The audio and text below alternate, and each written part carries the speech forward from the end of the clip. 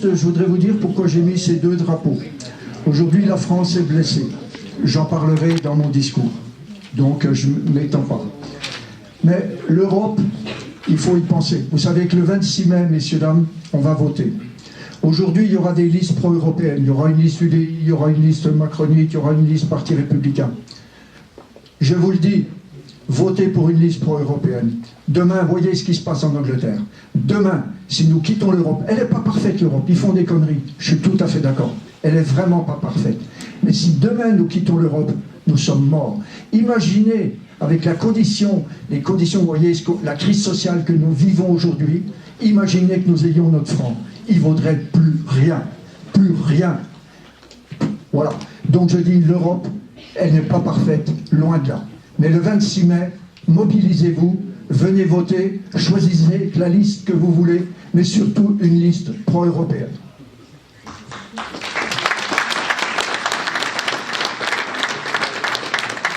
Mais encore 10 minutes, voilà.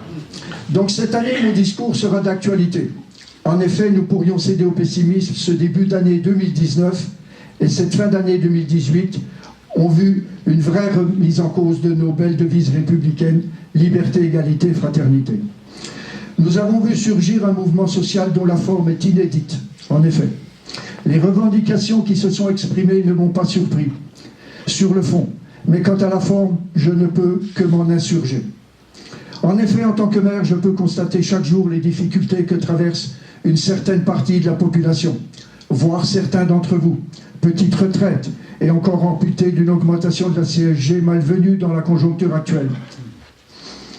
Un salaire minimum qui ne permet pas de vivre décemment si l'on est seul. En effet, un enfant seul, c'est difficile aujourd'hui d'assumer totalement s'il y a une voiture, un appartement et autres. Des normes administratives à tout va. Et toutes ces normes génèrent encore des contraintes financières. Oui, en effet, je ne peux que souscrire à ces revendications. Sur la forme, je ne peux que m'insurger sur la tournure, les dérives des dernières manifestations. Oui, chers amis, avec ce que nous avons pu constater lors de ces dernières manifestations dites des Gilets jaunes, aucun pays, je dis, n'aurait accepté de telles dérives. Saccage des symboles de la République, l'Arc de Triomphe, les préfectures, les ministères, saccage des commerces, des voies de circulation, autoroutes, atteinte aux forces de l'ordre pour blesser, voire tuer. Plus aucun respect des institutions, plus aucun respect de l'homme ou la femme démocratiquement élue et représentant celle-ci. Aucun pays, sauf la France, n'aura accepté de tels faits sans utiliser la force dans toute sa puissance en dédaignant des dommages collatéraux. Imaginez ces faits dans d'autres pays. Imaginez. Je voudrais rendre hommage aux forces de l'ordre, oui, qui sont attaquées aujourd'hui. Oui, je veux leur rendre hommage, qui ont œuvré avec un tel professionnalisme, un tel sang-froid, au risque de leur vie. Nous avons pu le constater sur toutes les chaînes de télévision et autres médias. Et l'on voudrait, on entend à longueur de journée nous faire croire qu'il n'y a pas de liberté en France. Égalité, ce n'est pas toujours une vraie, mais les fonctions régaliennes de l'égalité sont là. La santé, nous avons le même, pour tout le monde peut se faire soigner, et c'est le meilleur régime au monde, je le dis bien, le meilleur régime au monde. La sécurité, l'éducation, la justice, nous sommes tous à peu près égaux dans ce domaine. La fraternité, alors là je vais m'arrêter quelques moments. Cette dernière devise est vraiment écornée. Actuellement, est mise à mal par ce surmoi, oui, ce surmoi, et cet individualisme qui s'inscrivent chaque année de plus en plus fort et désordonné dans la civilisation française, voire européenne.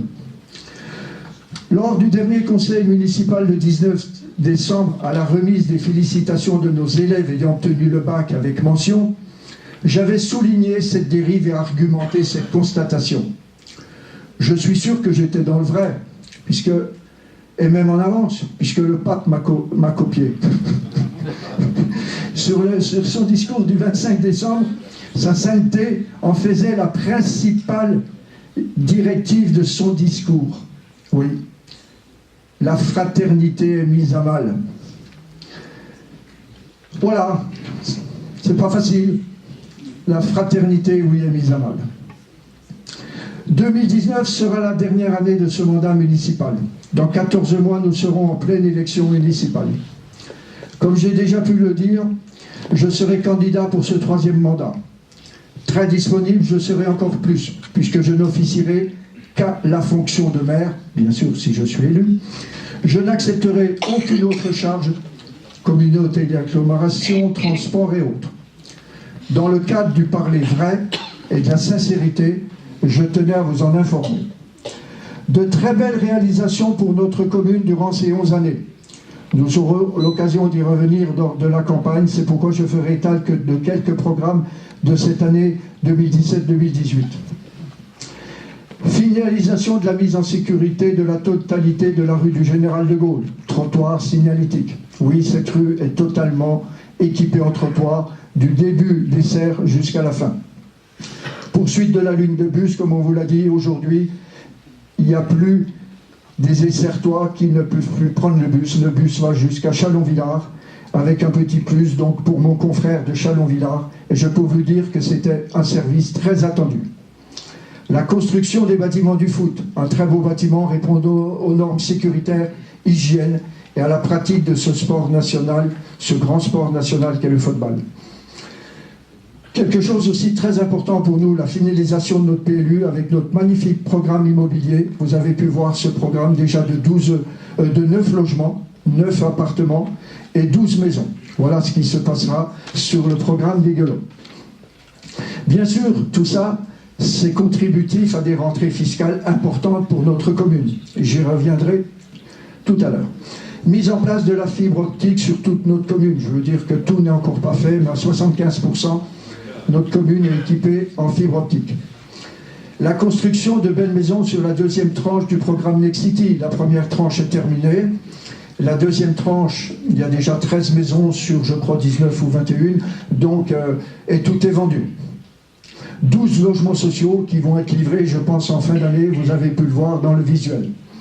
La création d'un pôle médical et déplacement de la pharmacie, et ceci aussi, je le dis bien, parce qu'il y a beaucoup de maires qui font des pôles santé, qui font des pôles, mais ils financent. Tout ceci sans contribution financière pour la commune, je le dis bien. Votre maire a managé ça avec des pharmaciens, avec Super U, mais objectivement, il n'y a pas un centime pour la commune en coût. Vente de la cure de la salle Saint-Léger, ces structures ne répondaient plus du tout aux normes de sécurité, d'hygiène, aux normes PMR.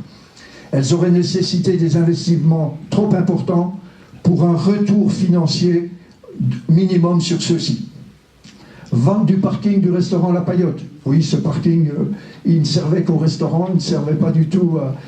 Donc, je remercie La Paillote d'avoir acheté ce restaurant, puisqu'il ne servait qu'au restaurant et pas du tout pour la commune. Finalisation de la salle associative au sous-sol de la mairie. Finalisation de la salle CLSH Exprocom pour une nouvelle salle ici dans les bâtiments Exprocom. Ça a pris un certain temps parce que vous savez qu'aujourd'hui, quand on veut faire un programme, on attend des subventions. Tant que vous n'avez pas la certification de ces subventions, vous ne pouvez pas commencer. Là aussi, il faudrait revoir la loi. C'est-à-dire, on a attendu 1 an pour qu'on nous dise « ben oui, vous aurez des subventions » et à partir de là, on peut commencer les travaux. Mais nous aurions pu les commencer avant. Et puis la pose de 4 bornes de recharge électrique sur le parking du Super U. Ça, on l'a vu aussi. Si nos finances le permettent, en réflexion, 2 dossiers. La réflexion du salle de logis de l'amitié et la passerelle, que je vous disais, si on a des subventions, la passerelle, qui relierait notre programme Next City à la coulée verte. Mais je tiens à vous faire remarquer que tout ce que nous avons fait durant ces 11 années n'a pas été contributif à une augmentation des impôts comme je m'y étais engagé. Je m'y étais engagé, il n'y a pas. Et ça, aucun impôt supplémentaire, messieurs, dames, malgré la baisse de nos dotations. Malgré la baisse de nos dotations. Non prévu, c'était pas prévu. Quand je vous ai dit ça en 2014, je ne savais pas que la baisse des dotations voilà. Voilà. Et aujourd'hui, malgré ça, je peux vous garantir, les impôts n'augmenteront pas jusqu'à la fin de ce mandat.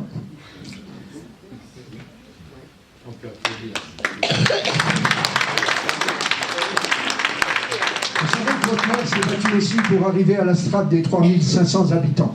Oui, c'est très important pour notre commune, je vous l'avoue. Très important. Et la population légale au 1er janvier 2016 a compté du 1er janvier 2019, mais c'est-à-dire ils prennent les chiffres du 1er janvier 2016 pour nous mettre au 2019. On est à 3383 habitants, soit un manque de 117 habitants. Ce qui veut dire que l'année 2016 n'est pas comptabilisée, l'année 2017 n'est pas comptabilisée, l'année 2018 n'est pas comptabilisée. Donc je suis sûr que nous sommes à 3005.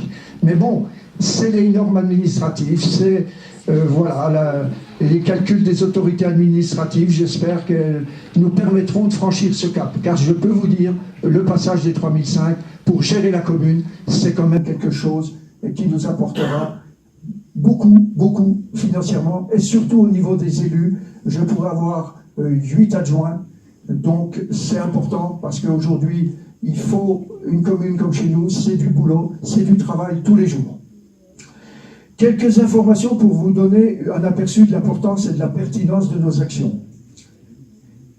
Oui, nous avons fait 153 appartements, messieurs, dames, 153, à ce jour, 153. Et il y en a encore 12, plus 9, nous ne serons pas loin des 180 appartements. Et tous sont vendus. Il n'y en a aucun. Il n'y a pas une queue de projets, de lotis. Aucun. Et 51 maisons sur notre belle commune. Et il y a des très belles maisons. Des très belles maisons. Grâce à ces réalisations immobilières, la commune, je le dis bien, a pu tenir ses engagements de ne pas augmenter les impôts. Oui, messieurs, dames, si on n'avait pas eu ces taxes d'aménagement, ces taxes foncières, ces taxes d'habitation, je ne pouvais pas y couper. Je ne pouvais pas y couper. Retombées, taxes d'aménagement, ce que je vous disais, taxes foncières, taxes d'habitation. Et à savoir, je vais vous dire quand même que votre maire a apporté une rentrée financière pour la commune d'1 million d'euros. Je vais vous donner qu'un exemple, et j'ai toutes les preuves. Le dossier Attic. Nous avions acheté ce terrain 120 000 euros. Tout le monde s'en souvient, 120 000 euros. Nous l'avons revendu 580 000. Et en plus, ça a généré une taxe d'aménagement de 100 000 euros. Et il n'y a pas eu de travaux. Donc ce qui veut dire que ce que votre maire a fait là, c'est sur une idée, quand j'ai traité avec EDF et autres. Ça a laissé dans les caisses de la commune 560 000 euros, messieurs, dames. 560 000 euros. Voilà. Tout ça, c'est de la gestion comme une entreprise. Et je le dis, voilà. En plus, nous avons vendu certaines choses. Et aujourd'hui, j'ai contribué, que mes élus ont accepté, à apporter dans les caisses de la commune 1 million d'euros. Voilà. Sinon, si on ne fait pas ça, messieurs, dames, c'est facile. Eh bien, on augmente les impôts et on vous met à contribution. Mais non, c'est pas comme ça qu'on gère une commune. On gère une commune comme on gérait chez soi et comme on gérait une entreprise. Serge, chers amis, je vous confirme, mon optimisme est au vert. Oui, je veux croire en l'homme, à sa capacité de prendre ses décisions avec discernement et sens du jugement. En cette fin d'année, j'ai dû résoudre une problématique au sein du personnel communal où des hommes et des femmes voyaient leur rémunération baisser suite à la mise en place d'une notation quelque peu technocratique imposée par nos instances dirigeantes nationales.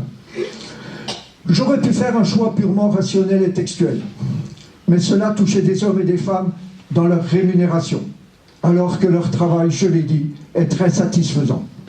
C'est pourquoi j'ai pris la décision légalement de passer outre à ces ratios, dans le seul but de ma conscience, qui m'imposait d'être cohérent avec une finalité, une raison d'être, et surtout avec ces valeurs fortes qui sont miennes, je vous disais, égalité, fraternité. Oui, un maire doit savoir faire passer la raison du cœur avant la raison des chiffres et des ratios. Et je remercie les élus qui m'ont suivi dans cette démarche. Dans le contexte de très fortes tensions sociales et politiques que connaît notre pays, par la voix des territoires et des élus qui les représentent, ce que je suis, ce que nous sommes, tous les maires de notre beau pays qu'est la France, cette voix doit être entendue, cette voix du terrain, cette voix de l'expérience, cette voix du réalisme. Oui, nous sommes en premier ordre pour rapporter ce qui se passe dans nos communes, pour rapporter les soucis, les problèmes.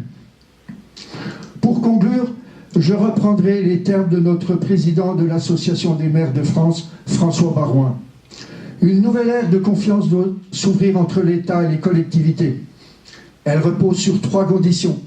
Le respect effectif pour l'État de principes constitutionnels, de libre administration des collectivités. En effet, l'acceptation du principe qui décide paie, qui paie décide. Oui, c'est celui qui décide qui paie. Et celui qui paye décide. Mais on n'a pas à recevoir des directives qui nous font payer ce que nous n'avons pas décidé. Et ça, je peux vous dire, on en souffre. Et surtout, l'arrêt de la stigmatisation des élus locaux. Vos élus, ils travaillent. Vos élus, aujourd'hui, défendent le beefsteak, je peux vous dire.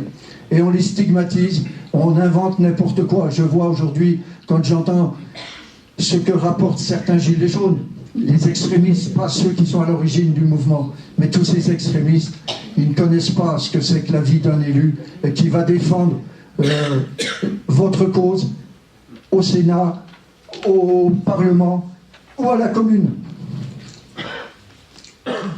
Oui, nous devons défendre la liberté, notre liberté, premier gage de moralité, adossé à une responsabilisation de nos choix avec notre conscience, mais toujours dans le respect mutuel et dans la confiance. Telle sera mon action pour 2019, et plus bien sûr si ces principes vous conviennent, chers amis. Vive SR, vive la République, vive la France!